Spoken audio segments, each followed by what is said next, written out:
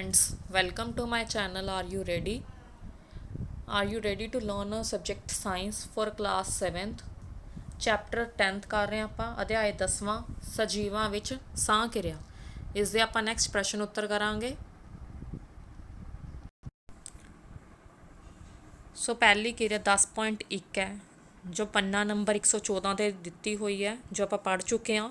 ਤਾਂ ਉਸ ਦੇ ਸੰਬੰਧਿਤ ਜੋ ਪ੍ਰਸ਼ਨ ਦਿੱਤੇ ਆ ਉਹਨਾਂ ਦੇ ਆਨਸਰਸ ਦੱਸ ਰਹੀ ਹਾਂ ਮੈਂ।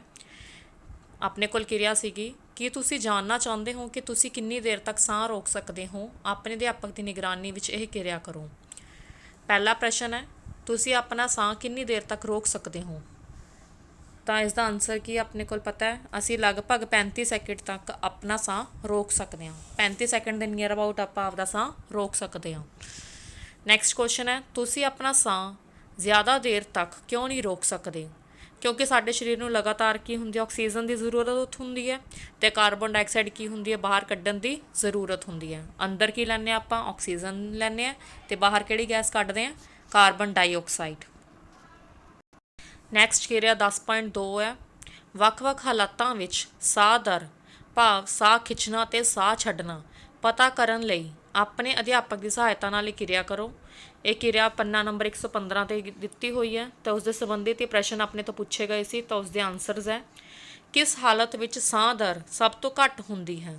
ਜਦੋਂ ਅਸੀਂ ਆਰਾਮ ਦੀ ਅਵਸਥਾ ਦੇ ਵਿੱਚ ਹੁੰਦੇ ਹਾਂ ਤਾਂ ਉਦੋਂ ਸਾਹ ਦੀ ਦਰ ਕੀ ਹੁੰਦੀ, ਸਭ ਤੋਂ ਘੱਟ ਹੁੰਦੀ ਹੈ। ਨੈਕਸਟ ਕੁਐਸਚਨ ਹੈ, ਤੁਹਾਡੀ ਸਧਾਰਨ ਸਾਹ ਦਰ ਕਿੰਨੀ ਹੈ। 12 ਤੋਂ 20 ਪ੍ਰਤੀ ਮਿੰਟ। ਨੈਕਸਟ ਆਪਣੇ ਕੋਲ ਕਿਰਿਆ 10.3 ਹੈ, ਆਓ ਆਪਾਂ ਸਾਹ ਲੈਣ ਦੀ ਪ੍ਰਕਿਰਿਆ ਜਾਣਨ ਲਈ ਇੱਕ ਇਹ ਕਿਰਿਆ ਕਰਦੇ ਹਾਂ ਜੋ ਪੰਨਾ ਨੰਬਰ 117 ਤੇ 118 ਤੇ ਦਿੱਤੀ ਹੋਈ ਹੈ ਜੋ ਮੈਂ ਤੁਹਾਨੂੰ ਸਮਝਾ ਚੁੱਕੀ ਹਾਂ। ਤਾਂ ਉਸ ਦੇ ਸੰਬੰਧਿਤ ਇਹ ਪ੍ਰਸ਼ਨ ਆਪਣੇ ਕੋਲ ਪਹਿਲਾ ਪ੍ਰਸ਼ਨ ਹੈ, ਰਬੜ ਸ਼ੀਟ ਕਿਸ ਅੰਗ ਨੂੰ ਦਰਸਾਉਂਦੀ ਹੈ। ਜਿਹੜੀ ਰਬੜ ਸ਼ੀਟ ਹੈ ਉਹ ਕਿਸ ਅੰਗ ਨੂੰ ਦਰਸਾਉਂਦੀ ਹੈ, ਪੇਟ ਪਰਦਾ ਵੀ ਕਹਿੰਦੇ ਨੇ ਜਾਂ ਫਿਰ ਆਪਾਂ ਕਹਿੰਦੇ ਡਾਇਫਰਾਮ।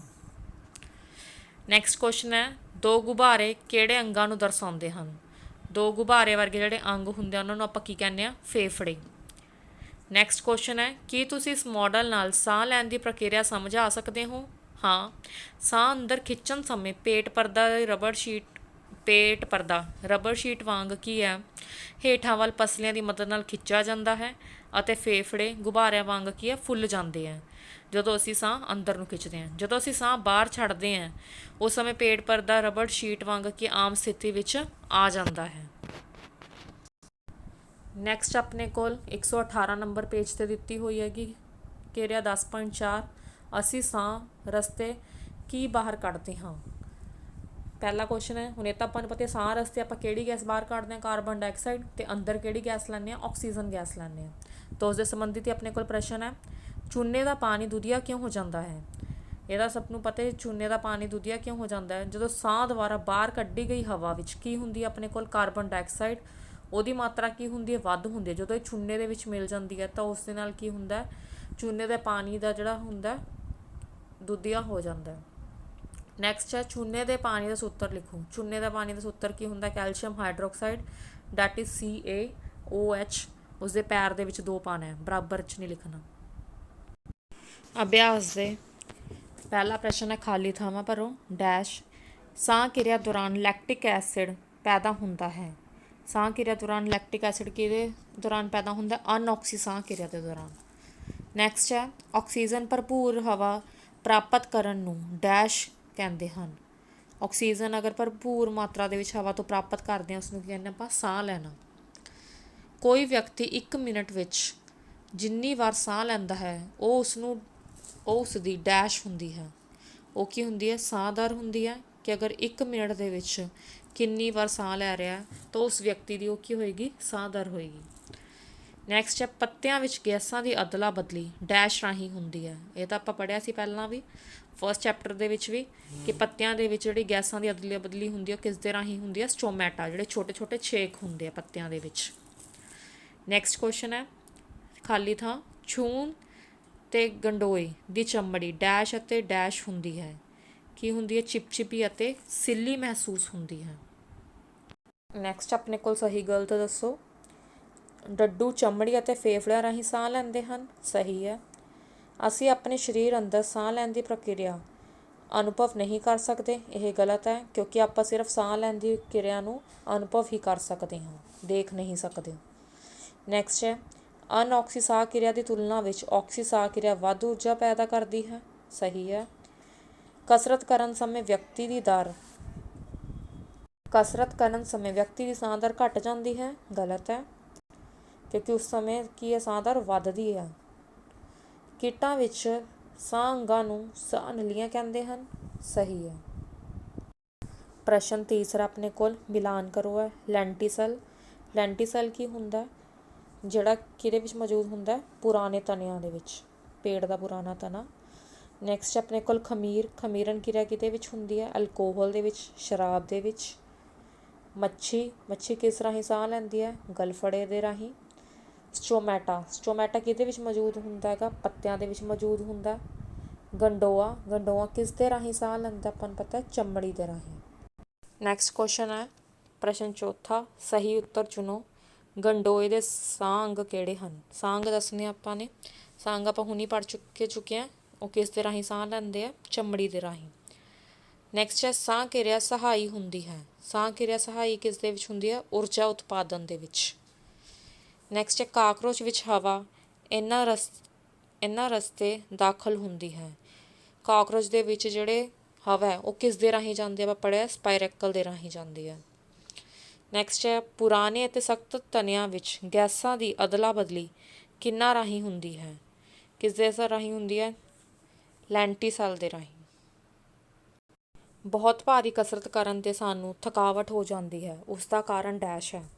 ਕਿਸ ਦੇ ਕਰਕੇ ਥਕਾਵਟ ਹੁੰਦੀ ਹੈ? ਆਪਾਂ ਨੂੰ ਲੈਕਟਿਕ ਐਸਿਡ ਕਰਕੇ ਹੁੰਦੀ ਹੈ। ਬਹੁਤ ਛੋਟੇ ਉੱਤਰਾਂ ਵਾਲੇ ਪ੍ਰਸ਼ਨ ਹੈ। ਪ੍ਰਸ਼ਨ ਪੰਜਵਾਂ, ਪਹਿਲਾ ਆਪਣੇ ਕੋਲ ਹੈ, ਸਾਹ ਦਰ ਦੀ ਪਰਿਭਾਸ਼ਾ ਲਿਖੋ। ਸਾਹ ਦਰ ਆਪਾਂ ਪਹਿਲਾਂ ਵੀ ਪੜ੍ਹ ਚੁੱਕੇ ਹਾਂ। ਕੋਈ ਵਿਅਕਤੀ 1 ਮਿੰਟ ਵਿੱਚ ਜਿੰਨੀ ਵਾਰ ਸਾਹ ਲੈਂਦਾ ਉਹ ਉਸ ਵਿਅਕਤੀ ਦੀ ਕੀ ਹੁੰਦੀ ਹੈ? ਸਾਹ ਦਰ ਹੁੰਦੀ ਹੈ। ਨੈਕਸਟ ਆਪਣੇ ਕੋਲ ਸਾਹ ਕਿਰਿਆ ਕੀ ਹੁੰਦੀ ਹੈ? 2 ਤਰ੍ਹਾਂ ਦੀ ਸਾਹ ਕਿਰਿਆ ਦੇ ਨਾਂ ਲਿਖੋ। ਸੈੱਲਾਂ ਦੇ ਅੰਦਰ ਹੋਣ ਵਾਲੀ ਉਹ ਪ੍ਰਕਿਰਿਆ ਜਿਸ ਵਿੱਚ ਭੋਜਨ ਦਾ ਰਸਾਇਣਿਕ ਅਪਘਟਨ ਹੋਣ ਉਪਰੰਤ ਊਰਜਾ ਦੇ ਵਿੱਚ ਉਤਪੰਨ ਹੁੰਦੀ ਹੈ। ਭਾਵ ਰਸਾਇਣਿਕ ਅਪਘਟਨ ਹੋਣ ਤੋਂ ਬਾਅਦ ਕੀ ਹੈ, ਜਿਹੜਾ ਭੋਜਨ ਹੈ ਉਹ ਕੀ ਹੈ? ਊਰਜਾ ਪੈਦਾ ਕਰਦਾ ਹੈ। ਉਸ ਨੂੰ ਆਪਾਂ ਕੀ ਕਹਿੰਦੇ ਹਾਂ? ਸਾਹ ਕਿਰਿਆ। ਸਾਹ ਕਿਰਿਆ 2 ਪ੍ਰਕਾਰ ਦੀ ਹੁੰਦੀ ਹੈ, ਆਕਸੀ ਸਾਹ ਕਿਰਿਆ ਅਤੇ ਅਨਆਕਸੀ ਸਾਹ ਕਿਰਿਆ। ਨੈਕਸਟ ਕੁਐਸਚਨ ਹੈ ਛੋਟੇ ਉੱਤਰਾਂ ਵਾਲੇ ਪ੍ਰਸ਼ਨ। ਭਾਰੀ ਕਸਰਤ ਤੋਂ ਬਾਅਦ ਸਾਨੂੰ ਥਕਾਵਟ ਕਿਉਂ ਹੋ ਜਾਂਦੀ ਹੈ? ਭਾਰੀ ਕਸਰਤ ਦੌਰਾਨ ਕਾਫੀ ਜ਼ਿਆਦਾ ਮਾਤਰਾ ਵਿੱਚ ਊਰਜਾ ਦੀ ਲੋੜ ਪੈਂਦੀ ਹੈ। ਭਾਵ ਸਾਨੂੰ ਬਹੁਤ ਜ਼ਿਆਦਾ ਤਾਕਤ ਦੀ ਜ਼ਰੂਰਤ ਪੈਂਦੀ ਹੈ, ਜੋ ਇਕੱਲੀ ਆਕਸੀ ਸਾਹ ਕਿਰਿਆ ਦੇ ਨਾਲ ਪੂਰੀ ਨਹੀਂ ਹੋ ਪਾਉਂਦੀ। ਇਸ ਊਰਜਾ ਦੀ ਪੂਰਤੀ ਕਰਨ ਦੇ ਲਈ ਸਾਨੂੰ ਕੀ ਹੈ? ਅਨਆਕਸੀ ਸਾਹ ਕਿਰਿਆ ਦੌਰਾਨ ਕੀ ਹੈ? ਪੈਦਾ ਹੋਏ ਲੈਕਟਿਕ ਐਸਿਡ ਕਾਰਨ ਕੀ ਅਸੀਂ ਥਕਾਵਟ ਮਹਿਸੂਸ ਕਰਦੇ ਹਾਂ। ਨੈਕਸਟ ਕੁਐਸਚਨ ਹੈ, ਵੱਧ ਮਾਤਰਾ ਵਿੱਚ ਪਾਣੀ ਦੇਣ ਵਾਲੇ ਗਮਲੇ ਵਾਲਾ ਪੌਦਾ ਮਰ ਕਿਉਂ ਜਾਂਦਾ ਹੈ? ਕਿਉਂਕਿ ਵੱਧ ਪਾਣੀ ਦੇਣ ਨਾਲ ਹਵਾ ਦੇ ਕਣਾਂ ਵਿੱਚ ਵਿਚਕਾਰ ਮੌਜੂਦ ਹਵਾ ਵਾਲੀਆਂ ਥਾਵਾਂ ਪਾਣੀ ਨਾਲ ਹੀ ਭਰ ਜਾਂਦੀਆਂ ਹਨ ਅਤੇ ਪੌਦਿਆਂ ਦੀ ਜੜ੍ਹਾਂ ਨੂੰ ਲੋੜੀਂਦੀ ਆਕਸੀਜਨ ਪ੍ਰਾਪਤ ਨਹੀਂ ਹੁੰਦੀ। ਇਸ ਲਈ ਪੌਦਾ ਕੀ ਹੈ? ਮਰ ਜਾਂਦਾ ਹੈ, ਕਿਉਂਕਿ ਉਹਦੇ ਜਿੱਥੋਂ ਹਵਾ ਵਾਲੇ ਜਿਹੜੇ ਕਣ ਹੁੰਦੇ ਆ, ਠੀਕ ਹੈ, ਉਹੀ ਕੀ ਆਪਣੇ ਕੋਲ ਪਾਣੀ ਨਾਲ ਹੀ ਭਰੇ ਰਹਿੰਦੇ ਆ, ਜਿਸ ਕਰਕੇ ਲੋੜੀਂਦੀ ਆਕਸੀਜਨ ਦੀ ਪ੍ਰਾਪਤੀ ਨਹੀਂ ਹੁੰਦੀ ਅਤੇ ਪੌਦਾ ਮਰ ਜਾਂਦਾ ਹੈ। ਜਦੋਂ ਅਸੀਂ ਧੂੜ ਭਰੀ ਹਵਾ ਵਿੱਚ ਸਾਹ ਲੈਂਦੇ ਹਾਂ ਤਾਂ ਸਾਨੂੰ ਛਿੱਕਾਂ ਕਿਉਂ ਆਉਂਦੀਆਂ ਹਨ?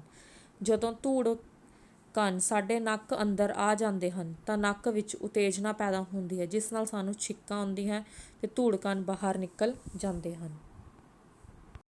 ਨੈਕਸਟ ਹੈ ਵੱਡੇ ਉੱਤਰਾਂ ਵਾਲੇ ਪ੍ਰਸ਼ਨ ਆਪਣੇ ਕੋਲ। ਪ੍ਰਸ਼ਨ 7ਵਾਂ, ਸਾਹ ਕਿਰਿਆ ਅਤੇ ਸਾਹ ਲੈਣ ਤੋਂ ਕਿਵੇਂ ਭਿੰਨ ਹੈ? ਦੋਨਾਂ ਦੇ ਵਿੱਚ ਅੰਤਰ ਦੱਸਣਾ ਆਪਾਂ। ਸਾਹ ਕਿਰਿਆ ਅਤੇ ਸਾਹ ਲੈਣਾ। ਸਾਹ ਕਿਰਿਆ ਕੀ ਹੈ? ਸਾਹ ਕਿਰਿਆ ਦੌਰਾਨ ਭੋਜਨ ਦਾ ਕੀ ਹੁੰਦਾ? ਆਕਸੀਕਰਨ ਹੁੰਦਾ, ਅਤੇ ਸਾਹ ਅੰਦਰ ਲਿਜਾਣ ਅਤੇ ਬਾਹਰ ਕੱਢਣ ਨੂੰ ਕੀ ਕਹਿੰਦੇ ਆਪਾਂ? ਸਾਹ ਲੈਣਾ ਕਹਿੰਦੇ ਹਨ। ਸਾਹ ਕਿਰਿਆ ਦੌਰਾਨ ਕੀ ਹੈ? ਊਰਜਾ ਪੈਦਾ ਹੁੰਦੀ ਹੈ। ਸਾਹ ਲੈਣਾ ਕੀ ਹੈ? ਇਸ ਵਿੱਚ ਊਰਜਾ ਪੈਦਾ ਨਹੀਂ ਹੁੰਦੀ। ਸਾਹ ਕਿਰਿਆ, ਇਹ ਕਿਰਿਆ ਸਜੀਵਾਂ ਦੇ ਸੈੱਲਾਂ ਵਿੱਚ ਹੁੰਦੀ ਹੈ। ਸਾਹ ਲੈਣਾ ਕੀ ਹੈ? ਇਹ ਕਿਰਿਆ ਸਜੀਵਾਂ ਦੇ ਸਾਹ ਅੰਗਾਂ ਵਿੱਚ ਹੁੰਦੀ ਹੈ। ਸਾਹ ਕਿਰਿਆ ਇਹ ਇੱਕ ਜੈਵ ਰਸਾਇਣਿਕ ਕਿਰਿਆ ਹੈ। ਸਾਹ ਲੈਣਾ ਕੀ ਹੈ? ਇੱਕ ਭੌਤਿਕ ਕਿਰਿਆ ਹੈ। ਨੈਕਸਟ ਆਪਣੇ ਕੋਲ ਮਨੁੱਖੀ ਸਾਹ ਪ੍ਰਣਾਲੀ ਦਾ ਅੰਕਿਤ ਚਿੱਤਰ ਬਣਾਓ। ਇਸ ਦੇ ਵਿੱਚ ਪਹਿਲਾਂ ਕੀ ਆਪਣੇ ਕੋਲ ਦੱਸਣਾ ਅੰਕੀ ਚਿੱਤਰ ਬਣਾ ਲਿਆ। ਨੱਕ ਦੀ ਖੋੜ, ਨਾਸਾਂ, ਮੂੰਹ ਖੋੜ, ਕੰਠ ਪਟਾਰੀ, ਸੱਜਾ ਮੁੱਖ ਬ੍ਰੌਂਕਸ, ਸੱਜਾ ਫੇਫੜਾ, ਸੰਗ, ਟਰੈਕੀਆ, ਖੱਬਾ ਮੁੱਖ ਬ੍ਰੌਂਕਸ, ਖੱਬਾ ਫੇਫੜਾ, ਡਾਇਫਰਾਮ ਜਾਂ ਫਿਰ ਪੇਟ ਪਰਦਾ ਵੀ ਕਹਿ ਦਿੰਦੇ ਜਿਹਨੂੰ ਆਪਾਂ। ਨੈਕਸਟ ਆਪਣੇ ਕੋਲ ਆਕਸੀ ਸਾਹ ਕਿਰਿਆ ਅਤੇ ਅਨਆਕਸੀ ਸਾਹ ਕਿਰਿਆ ਵਿੱਚ ਸਮਾਨਤਾਵਾਂ ਅਤੇ ਅੰਤਰ ਲਿਖੋ। ਸਮਾਨਤਾਵਾਂ, ਆਕਸੀ ਅਤੇ ਅਨਆਕਸੀ ਦੋਵੇਂ ਕਿਰਿਆਵਾਂ ਵਿੱਚ ਊਰਜਾ ਪੈਦਾ ਹੁੰਦੀ ਹੈ ਅਤੇ ਦੋਵੇਂ ਸਜੀਵਾਂ ਦੇ ਸੈੱਲਾਂ ਵਿੱਚ ਹੁੰਦੀਆਂ ਹਨ। ਆਕਸੀ ਸਾਹ ਕਿਰਿਆ ਇਹ ਆਕਸੀਜਨ ਦੀ ਮੌਜੂਦਗੀ ਵਿੱਚ ਹੁੰਦੀ ਹੈ। ਅਨਆਕਸੀ ਨਾਮ ਤੋਂ ਪਤਾ ਚੱਲਿਆ, ਅਨਆਕਸੀ ਮਤਲਬ ਇਸ ਦੇ ਵਿੱਚ ਆਕਸੀਜਨ ਦੀ ਗੈਰ ਮੌਜੂਦਗੀ ਵਿੱਚ ਹੁੰਦੀ ਹੈ। ਆਕਸੀ ਸਾਹ ਕਿਰਿਆ ਵਿੱਚ ਭੋਜਨ ਦਾ ਪੂਰਾ ਅਪਘਟਨ ਹੁੰਦਾ ਹੈ। ਅਨਆਕਸੀ ਦੇ ਵਿੱਚ ਭੋਜਨ ਦਾ ਪੂਰਾ ਅਪਘਟਨ ਨਹੀਂ ਹੁੰਦਾ। ਆਕਸੀ ਸਾਹ ਕਿਰਿਆ ਵਿੱਚ ਕਾਰਬਨ ਡਾਈਆਕਸਾਈਡ ਅਤੇ ਪਾਣੀ ਬਣਦੇ ਹਨ। ਅਨਆਕਸੀ ਸਾਹ ਕਿਰਿਆ ਵਿੱਚ ਕਾਰਬਨ ਡਾਈਆਕਸਾਈਡ ਅਤੇ ਇਥੇਨੋਲ ਜਾਂ ਫਿਰ ਲੈਕਟਿਕ ਐਸਿਡ ਬਣਦੇ ਹਨ। ਫੋਰਥ ਪੁਆਇੰਟ ਆਪਣੇ ਕੋਲ ਆਕਸੀ ਸਾਹ ਕਿਰਿਆ ਵਿੱਚ ਵੱਧ ਊਰਜਾ ਪੈਦਾ ਹੁੰਦੀ ਹੈ। ਅਨਆਕਸੀ ਸਾਹ ਕਿਰਿਆ ਵਿੱਚ ਕੀ ਹੈ, ਘੱਟ ਊਰਜਾ ਪੈਦਾ ਹੁੰਦੀ ਹੈ। ਫਿਫਥ ਪੁਆਇੰਟ ਆਪਣੇ ਕੋਲ ਆਕਸੀ ਸਾਹ ਕਿਰਿਆ ਸੈੱਲ ਦੇ ਮਾਈਟੋਕੌਂਡਰੀਆ ਵਿੱਚ ਹੁੰਦੀ ਹੈ ਅਤੇ ਅਨਆਕਸੀ ਸਾਹ ਕਿਰਿਆ ਇਹ ਕਿਰਿਆ ਯੀਸਟ ਸੈੱਲਾਂ ਜਾਂ ਪੇਸ਼ੀ ਸੈੱਲਾਂ ਵਿੱਚ ਹੁੰਦੀ ਹੈ। ਇਹ ਸੀ ਦੋਵਾਂ ਕਿਰਿਆਵਾਂ ਦੇ ਵਿੱਚ ਸਮਾਨਤਾਵਾਂ ਅਤੇ ਅੰਤਰ। Thank you and have a nice day.